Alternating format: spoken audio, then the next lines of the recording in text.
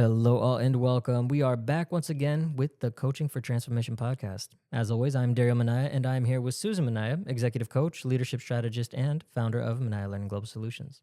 Today, we're continuing our short series on culture, leadership, and AI for episode 2 of our 3-part series. In our last episode, we talked about the idea that AI will amplify the culture you already have.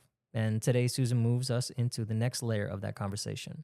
The title is a little provocative. Culture is not a vibe. It's a system. Stay tuned to learn more.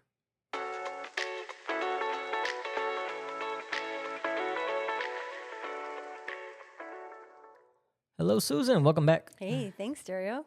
Of course. So culture is not a vibe. It's a system. Yep. Now, I like that phrase because we hear the word culture all the time. Yes, People say we have a great culture, or we need to improve the culture, or the culture feels off. But you're saying culture is not just a feeling. It is something much more concrete. So let's start there. What do you mean when you say culture is not a vibe? Well, first, let's start by saying culture does have a feeling to it. So that's absolutely true. But people experience culture emotionally, right? So, of course, there's going to be a feeling to it. They feel whether there's trust, they feel whether it's safe to speak up, and they feel whether leaders mean what they say. But if we only treat culture as a feeling, I think we miss the deeper point. Culture is not just about the mood in the room, it's the pattern of behavior the organization consistently reinforces. It is what leaders model, reward, and tolerate. So when I say culture is not a vibe, I mean culture is not accidental. That's the key. It's not just personality. It's not just morale. Culture is created by the patterns the system keeps reinforcing.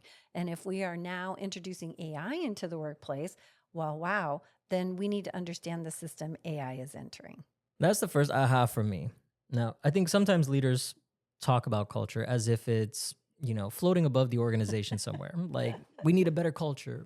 We want a more innovative culture. But what you're saying is, look at the system underneath it. Exactly, Dario. And if this organization says we want innovation, but they have to look around and say, what are we doing to reinforce that, right? For example, if the organization says we want accountability, but leaders avoid difficult conversations, then the system is not reinforcing accountability.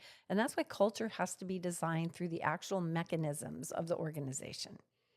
Now, that makes me think there are really two cultures operating at the same time, right? There's the culture we say we have, and then there's the culture people actually experience. Yeah, and I often think of that as the difference between the stated culture and the operating culture. The stated culture is what we say we value, right? Those things we value.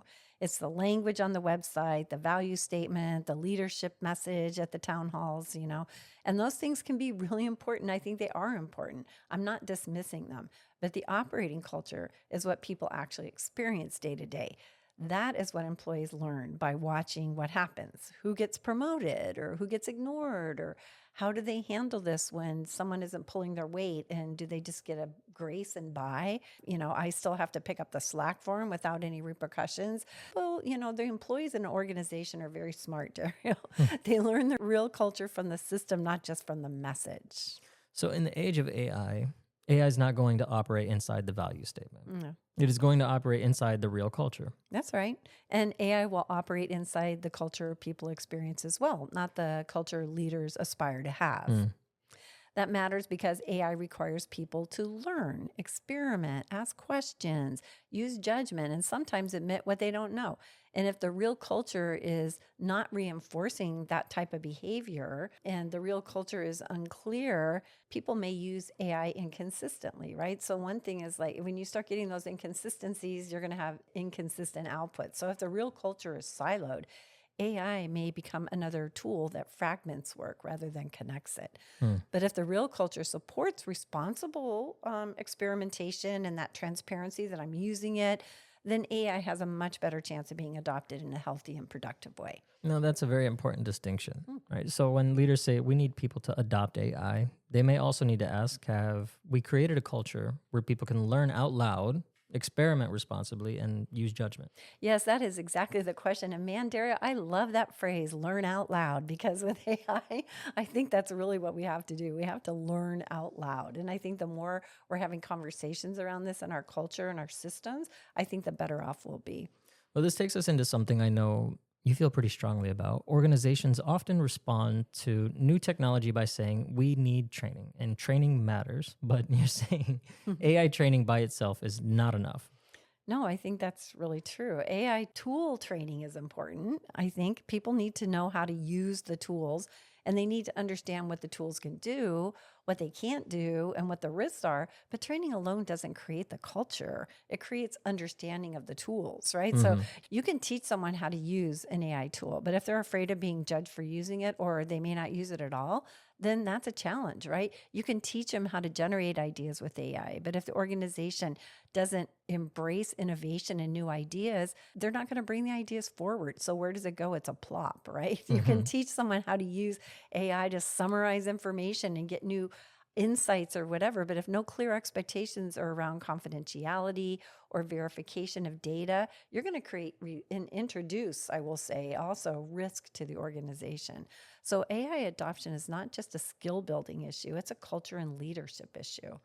Well, that's another aha, right? It's not Mm-hmm. just can people use the tool, it is what conditions are we creating around the tool. Yes, and that's where leaders have real responsibility. They need to define what responsible AI enabled work looks like so that employees understand. So, what does transparency look like?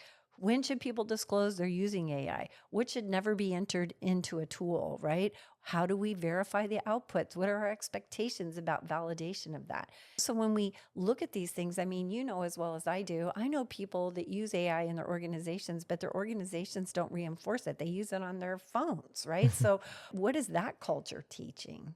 So, those are leadership and cultural questions. Some of that can be trained, but it also has to be built into the way the organization works. It is all interconnected. And we go back to that systems conversation that I love so much. So, if culture is a system, then leaders are not helpless, right? They actually have levers they can pull. Yes, and that's really the good news. So when people think of culture as a vibe, it can feel really vague, right? It can feel like, how do we change something that is invisible? But when we understand culture as a system, we can start to see the levers, right? Leadership behavior, performance management, how we're onboarding people, how we're developing our leaders, what are our expectations for our leaders? How do we recognize people? So these are very, very important things that really are the framework within culture is created in an organization. So these levers either reinforce the culture we say we want or they undermine it, one of But the two.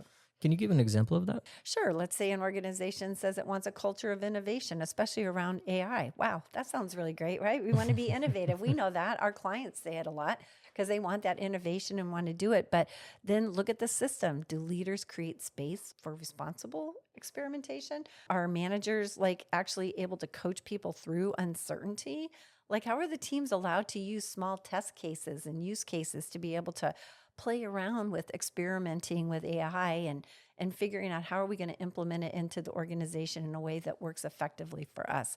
And I think all of these are just really important questions. So the system tells the truth. If the system only rewards speed and perfection, which is what we always hear about AI, people aren't going to really experiment that much. So if the system punishes mistakes, people aren't going to innovate, right? If the system is unclear, people will either freeze or go rogue, right? If they're not clear on how they do it.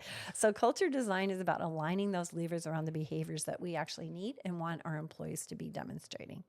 Well, let's talk about those behaviors then. Mm-hmm. Because AI is not just asking people to use a new tool, it's asking people to work differently, right? Mm-hmm. What are some of the cultural behaviors leaders need to reinforce right now? Well, AI enabled work, I think, requires a very human set of behaviors. It requires curiosity because people have to be willing to learn and explore. All of us are learners. We're new journey people on this AI road, right? Everybody is. And it requires humility on the part of leaders and employees as well, because, we have to admit that we don't have all the answers. We don't know. We're learning as we go day by day. And so that also requires transparency. And because we need clarity about when and how AI is being used, we need to create an environment where people know what they can do and what they can't do so that people don't feel like they have to do things under the covers, right? So it Mhm. requires ethical judgment because not every AI generated output is accurate. We know this. We do this when we validate things that we use AI for, right? Yeah. And is it appropriate? Is it confidential? Is it fair? Is it unbiased? It requires accountability. And because humans are still responsible for the decisions that they make with AI support, right? So it requires cross-functional collaboration because AI touches IT, HR, legal, operations, learning, communications, and leadership, so the thread is long. Everything is connected, and you have to look at it that way to understand the impact that it can have. So we have to be thoughtful in our judgment because AI can produce a very confident answer, and that still needs to be questioned by humans. Well, that's interesting because the behaviors you just named, right? Those aren't technical No. behaviors, right? They are leadership and cultural behaviors. Exactly. And that's why we cannot separate AI adoption from leadership development, right? If we want people to use AI responsibly, we have to develop the human capabilities around it, which are the things I mentioned: judgment, ethics, curiosity, adaptability, communication, collaboration, and accountability. Those are huge. And that's what the human brings into the mix. And those leadership capabilities are very important, and they need to be modeled and reinforced through systems that embed them into the culture, not just mentioned in a training session. So, in some ways, AI makes the human side of work much more important, not less important. I think so, absolutely. And that is one of the most important messages I think about AI integrated into human work systems, right? AI may automate certain tasks. It may accelerate analysis. It may help us generate ideas. And actually, it may help us also see patterns of things that are there. It gives us insights that we need to have. But the human work of judgment and trust, context, ethics, leadership, and accountability becomes even more important. I think they're always important, but especially with AI, because I think the tendency for humans to just lean on AI to be able to do the work is the hazard there that we have to be careful about. Now, earlier when we were preparing for the episode, you used, I think, a very useful phrase. You used the phrase behavioral clarity. Would you mind expanding a little bit on that? Sure. I think behavior clarity, when I'm talking about it, means leaders define what the desired culture actually looks like in action. Not just we value innovation. It's not just like a soapbox talk, but what does innovation look like here? Not just we value accountability, but what does it look like? So you have to be really concrete with people. And I think that it's really the job of leadership to be able to not only model it and demonstrate it, but articulate what we mean by it. So how can you expect people to know how to be if we don't define what that means to us in our organization? No, that's very practical. So instead of saying we want responsible AI use, leaders need to define what responsible AI use looks like. Yes, responsible AI use might mean we do not enter confidential information into unapproved tools.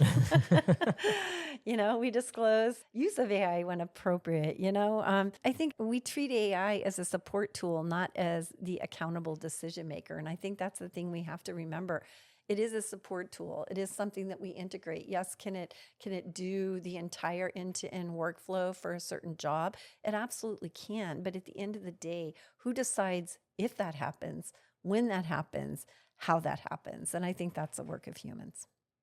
So this brings culture out of the abstract and into the observable behavior. Exactly. And if you can't observe it or coach it, reinforce it, or hold people accountable, it's probably still too vague, right? Right. Now, as always, we kind of like to touch on this towards the end of our episodes. For leaders listening, right, where should they begin? Because this could feel big. Culture, AI, systems, behavior. There's a lot. Yeah, it is a lot. And I think most leaders are really struggling with that right now, right? Because they don't have all the answers. They need the support of everyone within the organization, from HR to IT, to be able to kind of define what that is. First, they should be asking maybe what behavior does our current system actually reinforce? So let's look at where we're at now. Not what do we say we value, but what do people learn from how the organization operates, right? So what are we really telegraphing? Second, maybe consider what behaviors do they need more of in the age of AI, right? We might need some new things to be done that we haven't been done before. So we need to be more curious, right? Maybe we need to be more transparent and open, because this is a very volatile time. It's a time where we have to be very cautious, right, about the way we're doing things. And we need to be able to talk with people about navigating that. I think it's super important. And then third, I think, where do our leadership systems need to change? So do we need to update our expectations or the way we do onboarding? How do we need to start this from the minute people come into our organization, and the way we develop our leaders and the way we manage performance and govern our practices? So these are all part of the systems in which We need to frame up, I think, to create the culture that we're looking for. And I would add one more question: where are leaders themselves modeling or not modeling the behaviors they want from others, right? As a leader, am I hiding and you're not really addressing AI? Am I talking negatively about it? Or do I reinforce the right things, or am I letting things go without addressing them because I don't want to have difficult conversations? So a reflection, I think, on the leader's part is really important, because culture always comes back to leadership behavior. Yeah, that last one matters. People are going to watch what leaders do with AI, not just what leaders say about it. Exactly. And if leaders say we want transparency, but they're not transparent, people are going to notice that, right? Yeah. So I think really culture is reinforced through consistency. And when leadership behavior is inconsistent, the operating culture becomes stronger than the stated culture. It's Yeah. that iceberg below the water surface. Yeah. Well, this has been a really useful second step in the series. In the first episode, we said AI will amplify the culture you already have. And today we're saying culture is not a vibe, it's a system. And if leaders want a different culture, especially in the age of AI, they have to design the system that reinforces the behaviors they need. Yep, that's exactly it, Dario. I mean, I think that's the core message of our conversation today. If AI is going to amplify the culture we already have, then leaders have a responsibility to design that culture more intentionally. And, I love that word, intentionally. So that means looking at expectations, our behaviors, everything that we're doing, and the way things are getting done. So organizations that thrive in the age of AI are not simply going to be the ones that adopt the newest tools. They'll be the ones that actually build the human culture system needed to use those tools wisely. No, that's a great place to pause. Culture is not a vibe, it is a system. And if leaders want AI to support better work, better decisions, and better outcomes, they have to design the system that makes those behaviors possible. Susan, thank you so much. Thank you, Dario. I enjoyed the conversation today. Yeah, me too. And thank you to our listeners for joining us for this episode of Coaching for Transformation. In our next episode, we'll continue the culture and AI series by looking at another leadership truth. What leaders tolerate, culture becomes. Until next time.